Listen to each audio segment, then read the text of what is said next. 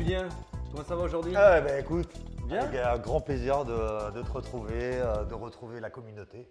Alors, on se présente, on est les tontons crypto. Exactement. Alors, je te présente un as un petit peu de la technique. Et toi, un as des fondamentaux. Voilà, ça, on est très humble. Hein. Notre but, c'est simple, ça va être de vous faire une présentation de l'actu hebdomadaire, ce qui s'est passé dans la semaine. Et comme vous l'avez compris, il y aura une approche fondamentale et une approche technique. Tout à fait, c'est ça. Le sommaire, il va y avoir du coup le récap de la semaine. Qu'est-ce qui s'est passé cette semaine? Tout à fait. Ensuite, on parlera dans ce récap de la semaine aussi un petit peu de la crypto qui fait toujours le buzz, à savoir Lunk. Lunk. Comme beaucoup nous le demandent, on ne va pas se mentir. On vous fera une analyse technique du Bitcoin, un petit peu de l'ETH et fondamental. Ouais, le côté fondamental. Il a beaucoup de choses à nous dire. Oui, ben, toi aussi. T'es un peu en colère, hein? Ah, je suis en colère. Je suis en colère par rapport à ce que je vois. On traite que les chartes. On va vous raconter tout ça. On va traiter. Le sujet de la semaine sera en lien avec l'analyse du Bitcoin. Tout à fait. On était parti pour faire, je vous le dis de suite dans le sommaire, mais on était parti pour faire une analyse. Est-ce que les mineurs sont morts? Est-ce que ils sont dans le creux de la vague? Est-ce que ça va repartir? Et en fait, c'est un lien direct avec un autre sujet qu'on voulait vous parler. Le crack d'octobre, il va avoir lieu, il va pas avoir lieu. Exactement. On va essayer on va pouvoir en discuter, échanger. On n'est pas forcément d'accord. Mais c'est ce qu'on aime. C'est ce qu'on aime. On aime bien ça. On aime le conflit. Ah ouais. La météo, qu'est-ce qui va se passer un petit peu cette semaine et les jours à venir? Ça sera un petit peu ta partie. Et on finira avec une pépite de la semaine. Ouais. On dit la lettre ou on dit quelque chose ou pas? Moi, on peut dire la lettre. La lettre? Un M? Un M. Un M. Allez, ça commence par M, vous le verrez à la fin de la pépite. Allez, c'est parti, on attaque direct le récap de la semaine.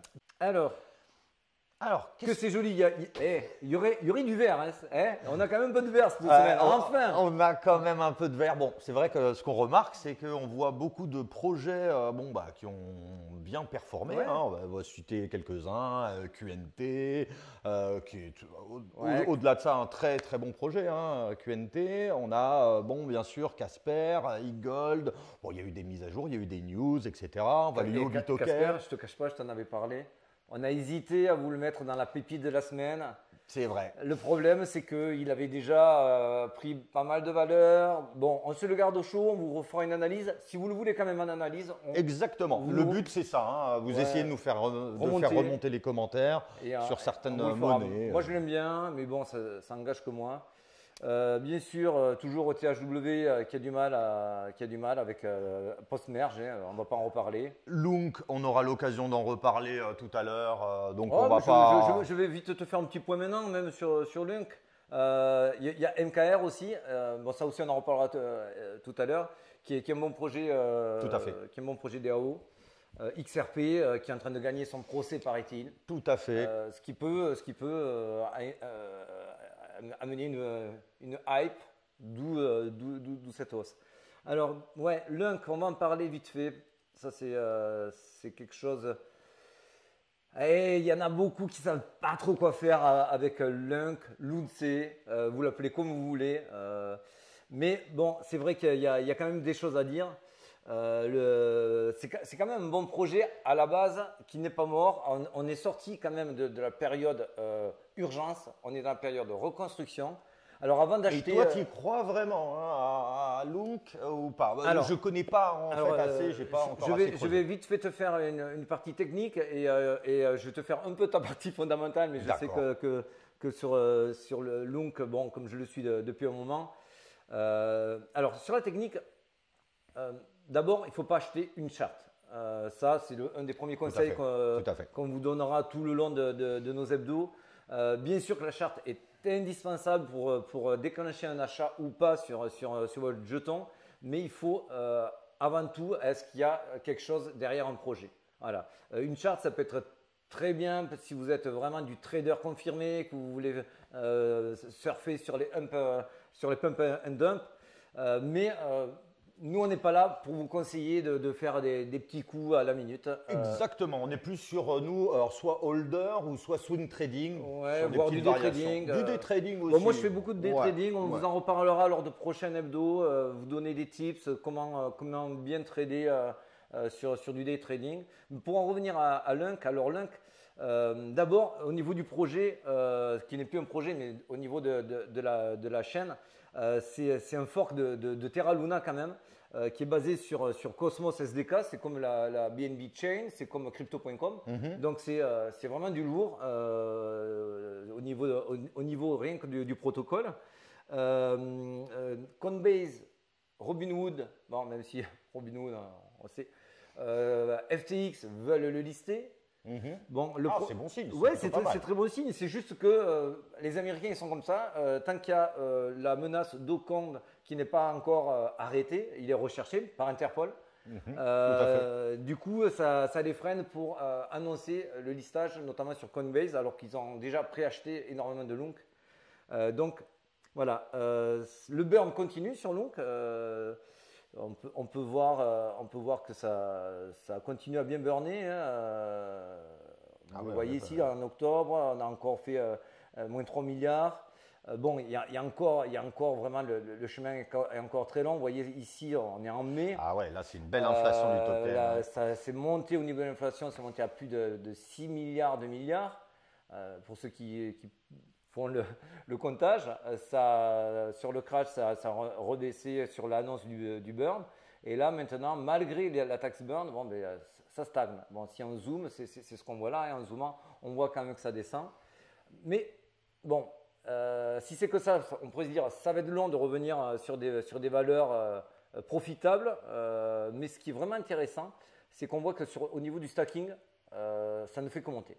Ça ne fait que monter. Ils bénéficient de la hype, ils continuent. Est-ce que c'est des block holders, des gens qui ont été bloqués? C'est l'écosystème qui est assez fort et qui beaucoup joue le jeu. Il est bloque, donc ça fait quand même beaucoup de jetons qui sont plus en circulation et ça fait du bien à Lunk. Donc c'est pour ça. Il y a aussi USTC qui profite, qui remonte avec les annonces USTN. Et donc voilà, le projet, il faut savoir qu'il y a quand même 50 projets en cours sur la blockchain, plus de 20 projets validés. Donc, on est vraiment sur la reconstruction. L'écosystème, il est en train de grandir, d'accord. Vraiment, on aurait pu croire que c'était mort. Moi, je n'ai jamais été dans ce train-là. C'est vrai que j'en entends beaucoup parler. Je pensais au début que c'était des block holders du premier Terra qui s'était fait un petit peu bloquer, donc qui avait recommencer à y croire. Bon, je connaissais un petit peu le patron, on va dire, de Terra Luna de nom et ce qu'il avait pu faire. C'était un projet en vogue. Il est out. Donc, au niveau de la technique, bon, là on est, vous voyez, si on fait notre Fibonacci, on est vraiment en dessous de la RLZ, Reload Zone pour ceux qui ne connaissent pas. On a une volate qui est très très faible, donc ça veut dire que ça peut être le bon moment d'acheter, mais on est vraiment au-dessus de la RLZ. Moi, personnellement, j'ai du Lunk, je le conserve. En racheter maintenant, honnêtement, je ne sais pas trop. La RLZ, elle est vraiment beaucoup plus basse. On est sur du 0,2 pour la RLZ. Il y a un gros trou dans la value ici entre 13 et 17. Voilà, c'est assez risqué. On est quand même sur des W. On est sur les hauts sont toujours plus hauts. Ça reste bon pour ceux qui le hold. Ouais, qui le hold. Mais je ne rentrerai pas maintenant. D'accord. Ça, c'est mon conseil pour l'instant. Ok. Voilà pour le petit point Lunk. On va vite fait regarder qu'est-ce que disent iBlock sur le récap de la semaine. Il n'y a rien d'extraordinaire à part qu'ils nous refont le coup de. Ils nous refont du Mika, du Mikado. Mika. Toi là, tu es sur le blog Mikado. Moi, je suis parti sur le chanteur. Non, mais c'est vrai que ça nous a fait bien rigoler. C'est une grosse blague. C'est une grosse blague. Quand on entend que c'était controversé par les banques centrales, que maintenant ils vont lancer leur CBDC. L'Europe ne voulait pas de crypto. Tout à fait. Maintenant, volte-face. On voulait favoriser des projets européens. Mais c'est qui gagne, moi, Alex? Eh bien, c'est Amazon. Ah bah voilà, tiens. Oui, Amazon. On va pas rechanger le monde, magnifique. Mais bon, en tout cas, voilà. C'est ce que nous titre The Block. Voilà. Affaire à suivre. Affaire à suivre. Et il y a d'autres news qu'on vous parlera juste après dans le sujet de la semaine. Allez, pour l'analyse BTC ETH, alors on va surtout se focaliser sur BTC. Comme d'habitude, ETH est très corrélé. Tout à fait. Donc on va y passer rapidement. Le BTC, bon, là au niveau de la technique, on voit qu'il nous fait un énorme triangle. Là, on est en daily, hein. Donc, vous voyez ici le support du bas du triangle. On a des résistances à aller chercher à 20 500, on va y arriver, et 22 000.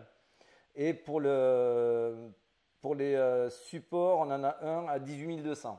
Voilà, ça vous donne un petit peu le range dans lequel ça peut aller. Mais alors, on pourrait aussi leur dire, parce que moi, ce qui me fait penser à ça, c'est de voir combien de fois ils frappent le support. On sait très très bien qu'à un moment, ça ne peut pas tenir comme ça indéfiniment. Là, on le voit, ça casse 1, 2, 3, 4, 5, 6 fois le support. C'est vrai que ça commence à faire beaucoup. Ça commence à faire beaucoup. Donc, on vous dit quand même d'être assez... c'est pas en retrait, mais de faire très attention. Ouais, il faut être très, très vigilant. Faire très attention. On a des avis différents sur le court terme et moyen terme, sur la sortie de ce triangle. On va vous en parler dans le sujet de la semaine plus en profondeur. Moi, j'ai plutôt une tendance à être optimiste, à me dire bon, on va casser la première résistance à 25 et ça va lancer une période un petit peu boule. Attention, hein, c'est pas dans les heures ou jours à venir. On parle de semaines. Toi, tu as un avis un petit peu plus différent sur le moyen terme. Ouais, moi j'ai un avis un petit peu plus différent et on en parlera de toute façon de manière plus poussée. On exposera nos avis. C'est vrai que la volate est très faible. Si on regarde au niveau de l'order flow, c'est ça qui m'inquiète quand même un petit peu, malgré que je suis optimiste. Dès qu'il y a une petite poussée vers le haut ou vers le bas, et tout de suite ravalé. C'est du open interest qui explose. Donc open interest, ça veut dire qu'il y a des leviers énormes qui sont mis. Je ne vous l'ai pas mis là aujourd'hui, mais je pourrais vous le montrer. Alors qu'il y a vraiment de moins en moins de hype sur le Bitcoin, il n'y a jamais eu autant de leviers et de contrats à levier sur le Bitcoin. Ça se demandait si on capte les erreurs du passé ou pas. Voilà, exactement. Non, mais ça, je suis tout à fait d'accord avec toi. Là, regardez un exemple. Là, on est en 4 heures. En 4 heures, vous voyez, sur les 12 dernières heures, on voit l'open interest qui monte fortement sur la baisse du Bitcoin. Et les spreads, donc les spreads, c'est la différence entre le perp et le spot. Le spot. Ouais. Merci. Et donc, quand on a les spreads qui baissent, l'open interest qui monte et le Bitcoin qui baisse, pour résumer, ça veut dire qu'il y a beaucoup plus de shorters que de personnes qui font des longs. Mais alors, justement, moi je te prends mot pour mot. Moi je suis le marché, imaginons. Ouais. Je vois énormément de shorts, j'ai qu'une envie, c'est de short squeeze et tout ça. Et le marché on sait que par expérience, quand il y a beaucoup de shorts, et là on voit vraiment que c'est trop, avec beaucoup trop de leviers, le marché a tendance à aller les secouer. C'est normal, ça ne veut pas dire qu'ils ne vont pas réintégrer après le range, mais de pouvoir shake un exactement, petit peu, ça permet de récupérer des liquidités. Les liquidités, je vous les ai mises ici sur Kingfisher. Donc on a quand même un gros tas à aller chercher sur les 17 000, encore plus gros aux alentours des 15, et entre 13 et 14, c'est jackpot. Mais alors c'est vrai que sur le côté, on va dire des longues, il y en a. Il y en a, mais le marché peut être beaucoup plus tenté par les liquidations. Attends, par contre, on a vu plein de fois des gros pics de liquidation à aller chercher et on n'y est jamais allé. Donc, c'est une donnée. C'est une donnée pas une valeur parmi absolue. D'autres. Voilà. Ouais, tout à fait. Je suis bien d'accord avec toi. On vous donne ça pour que vous l'ayez en tête. On le voit aussi ici sur les dernières 24 heures. On est sur un ratio short supérieur au long. Si on regarde sur la dernière heure, c'est pire. Ouais, on est à plus de 52%, en effet. Donc le marché est assez shorté. Donc, moi, je suis assez prudent sur ça quand c'est comme ça. Vraiment. Mais oui, ça tout à fait. Et c'est vrai que. Alors après, il faut souvent. Ce que j'aime bien dire, c'est que sur les exchanges, on n'a que 9% de la supply, donc tout le reste, c'est dans les wallets. Donc en gros, le prix là que vous voyez reflète pas forcément la vraie valeur. Et surtout que les plus grosses baleines, et moi qui suis plutôt bear sur ce que je vous parlerai tout à l'heure, ont accumulé 900 millions de dollars de Bitcoin. récemment, dans les semaines qui sont passées, ça veut bien dire que ça accumule. Ça accumule. Et le prix ne bouge pas trop. Pour vous, ça nous maintient un petit peu dans ce côté. C'est ce qui nous amène au sujet de la semaine, justement. Est-ce qu'on est proche d'un crack? Qu'est-ce qui va se passer en octobre? Donc ça, c'est tout à fait, ouais. Alors octobre, c'est voilà. Donc il y en a certains qui vont dire 2024, il y a le halving, etc. Donc 2023, ça va déjà être mauvais. Il faudrait qu'il y ait un pump en fin 2022. Bon, on va voir ça tout de suite. Sujet de la semaine. Alors, ça pump, ça dump. Qu'est-ce qu'on s'attend à quoi sur les prochaines heures, prochains jours? Plutôt prochaines journées, voire semaines. Tout à fait. Bon, moi, il y a une donnée qui me frappe, c'est qu'on fait des ATH sur les hash rates. Alors, pour ceux qui ne savent pas ce que c'est le hash rate, c'est la difficulté que les mineurs ont pour produire du Bitcoin. Tout à fait. Donc, on sait historiquement que plus le hash rate monte et plus le prix du Bitcoin monte également. Tout à fait. Aujourd'hui, c'est décorrélé.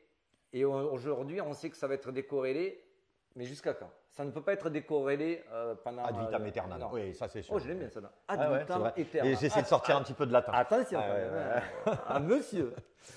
Donc voilà, et ça nous amène du coup si on compare, là on est en weekly, si on compare le coût de production du Bitcoin, là on est sur la fourchette haute à 15-16 000.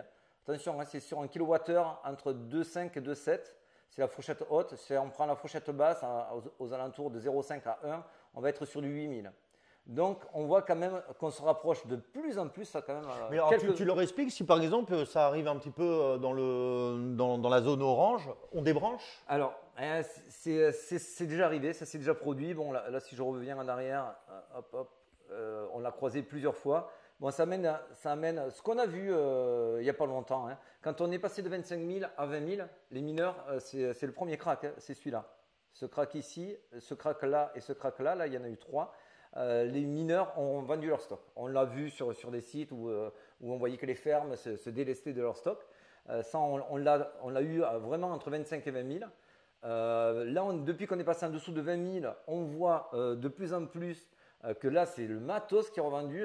Allez sur eBay, allez sur le Bon Coin, des rigs, des cartes graphiques pour miner, vous en avez en pagaille. D'ailleurs, ceux qui veulent se lancer là-dedans, il y a de bonnes affaires à faire. Attention, il faut vraiment tout calculer.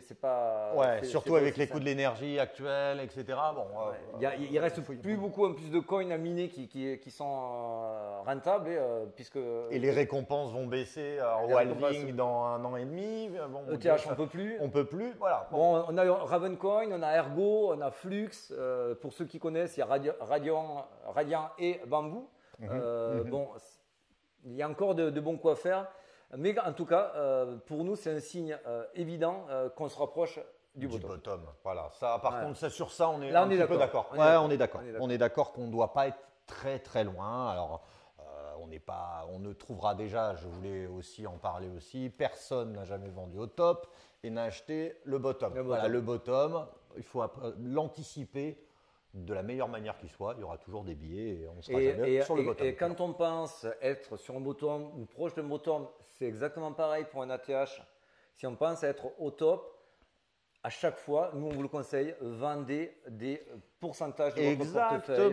10, 15, 20, 25%. Mais ne faites pas all-in parce que vous êtes sûr qu'on est sur un bottom ou parce qu'on est sûr de vendre quand c'est un ATH. Exactement. Même si les institutionnels ne savent pas, d'ailleurs on voit avec Michael Saylor, etc. ou d'autres, qui n'achètent pas forcément le bottom et qu'ils en sont loin. Et d'ailleurs, il y a même des gens qui les critiquent et qui rigolent. Donc même eux qui ont des milliards sous gestion de Bitcoin…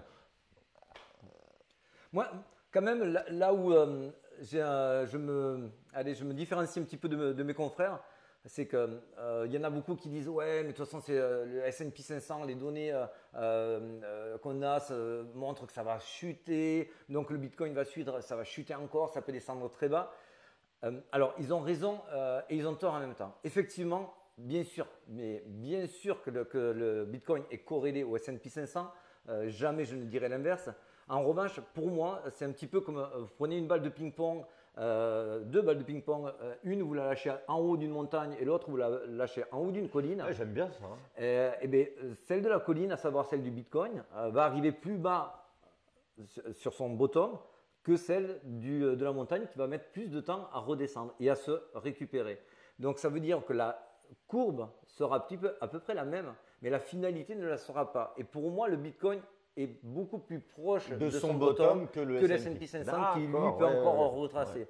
Alors c'est pour ça que bien sûr, je suis prêt, bien sûr, moi il me reste une grosse partie en cash et c'est ce qu'on vous conseille, d'avoir du cash en ce moment-là. Oui.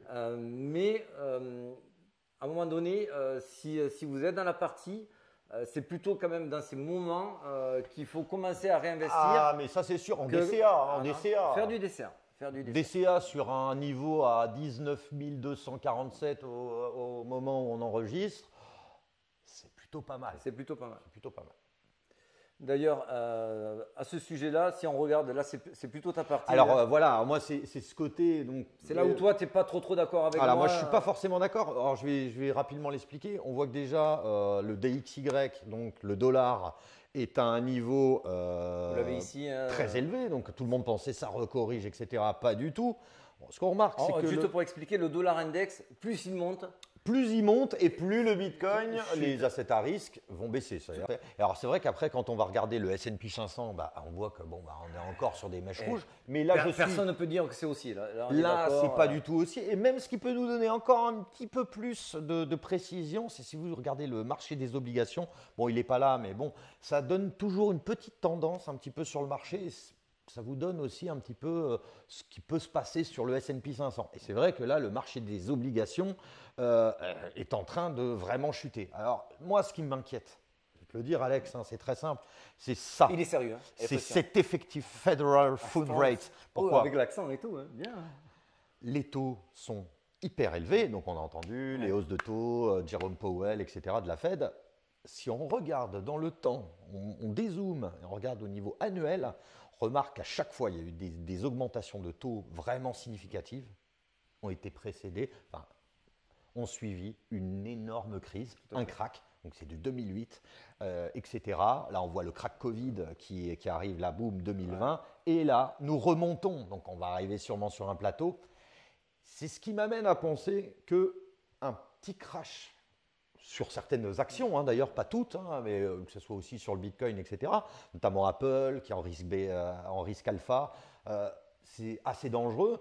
Si on regarde, ce qui m'inquiète encore beaucoup plus, c'est le sentiment aussi de l'économie, de la macroéconomie. En gros, on voit que les taux d'intérêt à 2 ans, donc c'est la petite courbe en bas à droite, qui a crossé, Là, on vous le montre à l'écran, c'est en fait le orange, c'est les taux à 2 ans et les bougies, c'est les taux à 10 ans. Voilà, alors, là on voit que les taux à 2 ans sont supérieurs. Et depuis un moment, aux taux à 10 ans. Depuis juillet, c'est vraiment pas bon signe. C'est vraiment pas bon signe, c'était venu il y a à peu près 21 ans. Alors qu'est-ce que ça montre ? Ça montre que l'économie, donc vous et moi, on a moins confiance sur le long terme que le court terme. Grosso modo, normalement, si vous prenez un taux d'intérêt à 10 ans, vous avez un projet, grosso modo, on va vous demander des taux d'intérêt plus élevés. Là, ce qui se dit là, c'est que à 2 ans, donc à court terme, c'est plus dangereux, on ne sait pas vraiment où on va par rapport à ceux de 10 ans.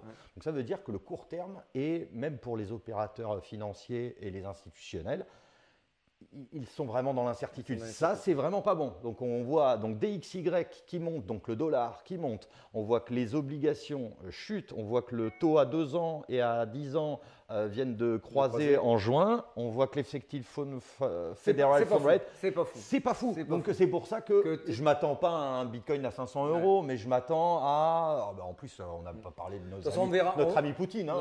Il peut appuyer. En ce moment, il a envie. Il a la main leste. Il peut avoir la main leste. On a touché à son petit pont là.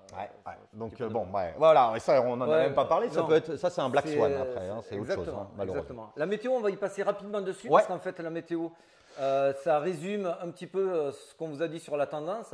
Donc grosso modo, cette semaine, On va pas s'attendre à des éclaircies de ouf. Non, c'est Mossad, parce que c'est Mossad.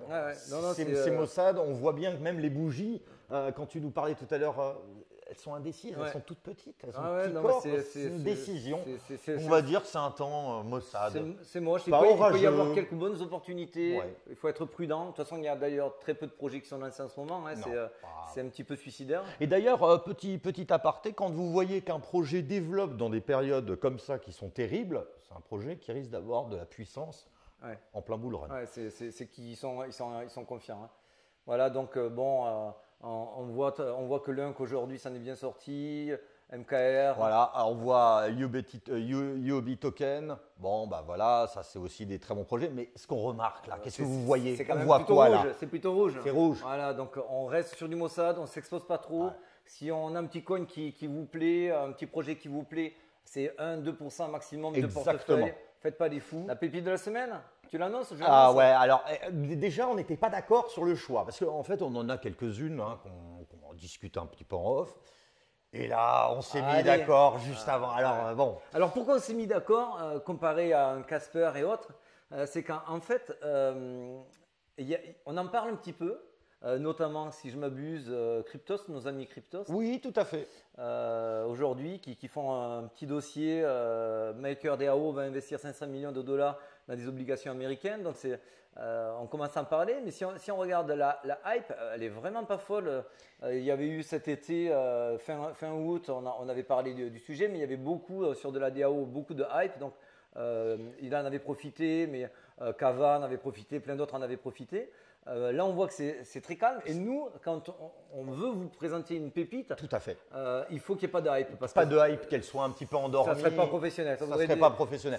Attention, nous ne sommes pas des conseillers financiers. Voilà, c'est juste qu'on croise plusieurs statistiques. Et on n'est pas payé pour vous présenter une pépite. Non. Là, c'est vraiment parce qu'on est potes. Si on vous présente une pépite et qu'elle est en pleine hype, ça voudrait dire qu'on est complètement sponsorisé par eux. Et d'ailleurs, on vous le dirait. De toute façon, je crois que même c'est obligatoire. C'est obligatoire et certains ne le feraient pas comme ils sont censés le faire. Tout à fait.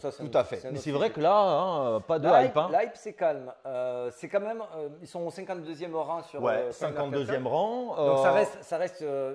C'est une grosse pépite, on va dire, parce qu'une pépite. C'est une grosse pépite. C'est quand même connu, mais on n'en parle pas trop. C'est pour ça qu'on voulait vous la représenter. Et justement, quand ils vous montraient Cryptost, ils viennent d'investir 500 millions dans des obligations d'État, 500 millions de dollars en période de bear market, comme on le vit là maintenant. Où tout le monde a peur. Tout le monde a peur.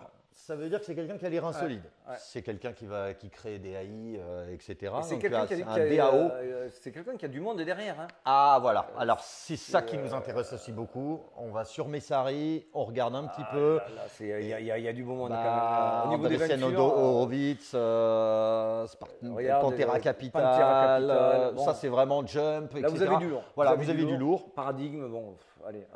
Et c'est tout simplement un projet où vous allez vous permettre de faire des prêts, vous permettre d'économiser, etc. Une espèce de grande banque en fait, permettre de pouvoir échanger, etc. Et donc c'est un DAO tout simplement. Et on remarque qu'il y a déjà aussi la supply plutôt pas déconnante. Voilà, contrairement à un Lunk qui essaye de récupérer ses jetons. Bon, mais là on est sur je crois qu'on l'a vu sur CoinMarketCap, je crois que c'est. Vous voyez, là, on est à 97% de la supply. Donc déjà, il n'y aura pas de risque d'inflation, etc. C'est ce qu'on recherche. C'est ce qu'on recherche en général. Bon, pour qu'il soit parfait, il faudrait qu'il y ait quand même des upcoming, des main events qui arrivent. Un market cap un peu plus faible. Tout à fait. Mais on peut pas passer à côté d'un bon jeton uniquement parce que bon, il n'a pas dans les 20 jours, dans les 2 mois, quelque chose qui arrive de fondamental. Quand c'est quelque chose qui tourne bien. Il faut le dire. Et puis voilà, ça c'est un projet vraiment solide, nous on y croit, chez les tontons, ça c'est clair. Même techniquement, si on regarde techniquement, est-ce qu'aujourd'hui un holder peut être intéressé? Moi je vous dirais plutôt oui, parce que même si le Bitcoin retrace encore de 10 ou 20%, on est déjà, alors on est plus que dans la RLZ, on est dans la super RLZ, on est ici, vous voyez. Là, c'est quasiment même là où les institutionnels commencent à appuyer, à regarder bien. Alors la RLZ aussi, mais là, c'est encore plus Voilà, avantageux. si vous ne voulez pas vous prendre la tête et que vous êtes là pour holder sur du moyen ou long terme. Tu expliques RLZ rapidement. Alors RLZ, en fait, c'est la reload zone. C'est l'endroit où les professionnels achètent. Et cette reload zone, c'est grosso modo, elle est donnée par Fibonacci, que je vous ai tracé à côté dans la RLZ+, ce qu'on appelle la super RLZ, ce qui est très bien pour holder. On est en volat très faible, c'est ce qu'on cherche, qu'il n'y ait pas beaucoup de personnes qui achètent le jeton à ce moment-là. Tout à fait. Parce que sinon, vous en achetez une petite hype et ça repart à la hausse avant que vous ayez pu le faire. Donc là, vous pouvez acheter tranquillement. On voit l'OBV, les volumes qui sont en train d'augmenter et plutôt sur du vert, donc c'est plutôt à l'achat. On le retrouve puisque le cours pump. Alors moi, par contre, par rapport à mes façons de faire et à mon day trading, bon, on voit qu'il y a un W en construction qui n'est pas encore validé. Moi, personnellement, j'attendrai un petit peu Wyckoff check. Oui, tout à fait, tout à fait. Pour ceux qui connaissent les méthodes de Wyckoff, Wyckoff check, c'est venir retester en dessous de sa bougie. Donc, moi, je pourrais placer un ordre aux alentours des 700, entre 700 et 800. Ça ne serait pas déconnant, un petit ordre d'achat. Et puis après, on l'oublie pendant quelques mois. Tout à fait, mais en tout cas, c'est vrai que il y a un gros flux tous les jours, etc., qui va dessus. C'est des projets qui sont très intéressants pour les rois un petit peu de la défi. Enfin, je veux dire, il a tout pour plaire. Et sur la technique, localisation parfaite. Le momentum, le MACD fait W sur W. Et la structure, qui n'est pas encore parfaite, mais on en a déjà 2 sur 3. Il faudra attendre qu'il y ait un W qui se forme pour vraiment valider totalement le jeton. Il y en a qui peuvent se risquer avant, qui veulent être un petit peu plus early. D'autres qui vont, comme moi, attendre un Wyckoff check. Mais en tout cas, sur la technique et sur le fondamental, c'est correct. Voilà, ça c'était le pépite de la semaine. C'était la pépite de la semaine. Alors, qu'est-ce qu'on doit retenir? Alors, 3 points importants à retenir cette semaine. Bon, vous l'avez compris, MKR, bien. Faites pas les fous dessus. Ah oui. Alors, on met très peu, puisque forcément, on peut cracher, etc. Voilà. Deuxième point, Bitcoin. Si on n'est pas sur le bottom, on n'en est pas loin. Ouais. Donc, restez prudent. Il faut rester prudent, rester couvert, mettez même une double. Oui, je l'aime beaucoup celui-là encore. Troisième point, sur les fondamentaux, il y a des mauvaises news à venir, qu'on attend mauvaises, donc soyez prudents également là-dessus. Ouais, c'est vrai qu'il faut vraiment rester prudent, rester couvert et vous en mettrez une double de ma part. Eh bien écoute, là on a tout dit. Bon visionnage. On vous dit à la semaine prochaine. Allez, à plus. Remontez-nous vos infos, likez. Et, oui. Et on se fait la bise. C'est notre première émission. On espère que vous allez aimer, que vous allez être nombreux à nous suivre. En tout cas, on est ravis. Ciao. Tu sais, je t'ai raconté ça. Ah, la blague sur Lunk? Alors non, c'est Shiba qui va voir Lunk. Ah oui, tu m'avais raconté ça. Qu'est-ce qu'il lui dit? Qu'est-ce qu'il lui dit?